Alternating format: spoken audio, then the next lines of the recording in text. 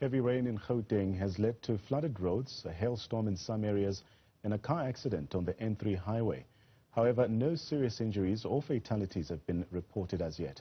Lehlohonolo Thobela from the South African Weather Service joins us now to tell us more about what to expect in the coming week. Lehlohonolo, could you give us an overview of the recent heavy rain here in Gauteng and the observed impact on the region, particularly focusing on instances of flooding and hailstorms?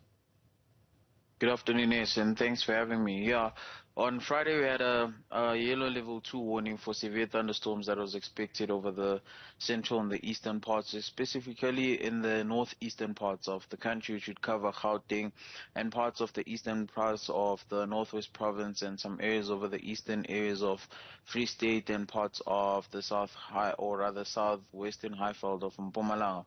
The severe thunderstorm warning then was obviously effective from the afternoon into the evening, and as that storm happened to be more severe, it resulted in a large amount of rain, which resulted in heavy downpours that resulted in flooding, especially over areas over the central and the eastern parts, which would cover areas like Edenvale and parts of the Alberton area, and much more of the East Rand, where you'd see some of the people in Tutuza township, which were also reporting of the large amounts of small hail that they received with the storm as it moved past.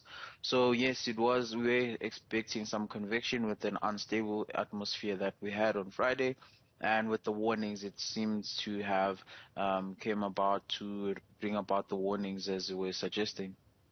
Now, given the challenging weather conditions in Lehlohonolo, it's quite fortunate that no fatalities or injuries have been reported as yet. Can you provide just general insights into what residents should be prepared for and share some do's and don'ts during such weather conditions? You know, since we're still in summer and with the El Nino conditions still persisting in terms of the summer being possible, we're yet to still also experience above normal temperatures as well as maximum and minimum temperatures, which means temperatures are yet to still increase in terms of, or rather experience warm to hot conditions over the central and the eastern areas. But with that happening, we're also experiencing a lot of weather extremes, which then includes the severity of the thunderstorms that we get now. They not only bring heavy rain, but they also bring about a lot of lightning, but as well as hail that we've seen. I mean, we get reports of people in KwaZulu-Natal, of farmers that were struck by lightning during the last week. Yes, there haven't been a number of people that have reported into death or anything, but it has been quite a concern in terms of the severity of the thunderstorms that we receive now.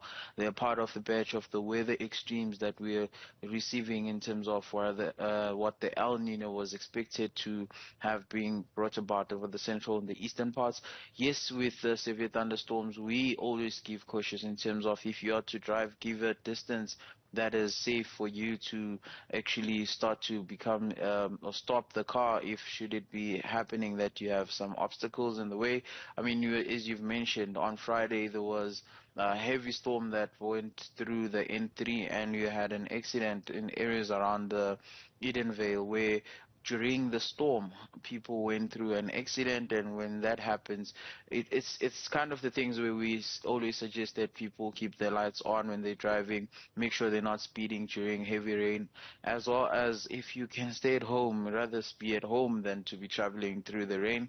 And if there are potholes, rather when you have flooding, people then tend to want to drive into the floods, not seeing or not knowing how the road is. Sometimes people drive into sinkholes, which then results in more fatalities in terms of some people in the townships, or rather in areas that are prone to having rivers. They seem to test the cars, I guess, or some test their faith into driving into river streams, which without knowing or gauging the amount of water that might push through the car, which is why we get a lot of the reports of cars being washed away with the rivers. Yeah. So it's a lot of concerns in terms of how we also are acting on the warnings as we get them as the public.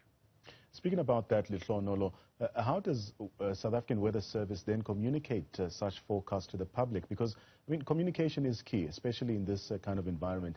And what role does timely information also contribute to these continuous updates that you give? I'm glad you asked. I mean, it's interviews like these that help people and how we spread through. We also have social media pages over the Twitter, Facebook, Instagram, as well as LinkedIn, where we send out weather forecasts every day. We also give updates through a lot of media communications. Could be this channel, some other weather channels, or other media personal groups where we send out warnings.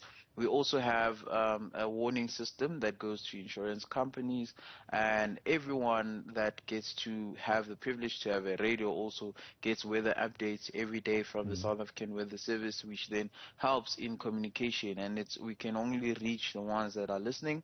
And with it happening and seeing through that, we also have social media pages. We try to actually make the reach be much more of what it was before. And with everyone being on social media, we always hope that it will reach everyone that is having access to such social media pages. I want us to expand a bit on that last point, Lehlohonolo. So, like you say, social media has played a crucial role in sharing videos and photos of hail in areas like Alberton, in Germiston, as well as Bedfordview. I mean, right now we just got a report of heavy rain in parts of Roodepoort. How does the public's real-time reporting then contribute to the broader understanding and response to weather-related incidents? Well, it helps with observations on the ground, because what happens is that we also have radars, we have satellite images, and we can also track the storm as it happens. But in terms of observations, it helps then when people get to see what they are experiencing and take a video and send to us, which then helps with the report keeping as well as case studies and analysis of what the weather forecast has been. And it's not only when it's observed in a way that it happens. Sometimes when it doesn't happen, we'd have to also reassess and help with case studies and say, this is what happened, this is what caused the inhibition in terms of the weather that was forecasted. So it's not only when things happen, but every time when a person experiences a type of a weather extreme or any type of a weather pattern that they're a part of, it helps in observations. And I think it plays a bigger role in observations, because then it gets the people to understand, the forecasters at the desk, to understand the area as it is in terms of understanding the type of low-lying breaches that are there. Yeah. And in issuing a warning, it then helps you understand, or rather comprehend, the terms of whether, say now you spoke about Roodepoort. If I'm to forecast for the Roodepoort area, then I'm prone to knowing that this area is prone to flooding due to a low-lying breach or something like that. Then it helps me as a forecaster also to issue warnings with the knowledge of knowing the area and understanding the type of weather patterns they also experience more. So the drainage system in Ekurhuleni, quite interestingly, was noted to have functioned really well during the heavy rain. While I understand this may not be your specific area of expertise, can you provide general information on the importance of effective drainage systems in urban areas and how they minimize the impact of flash flooding?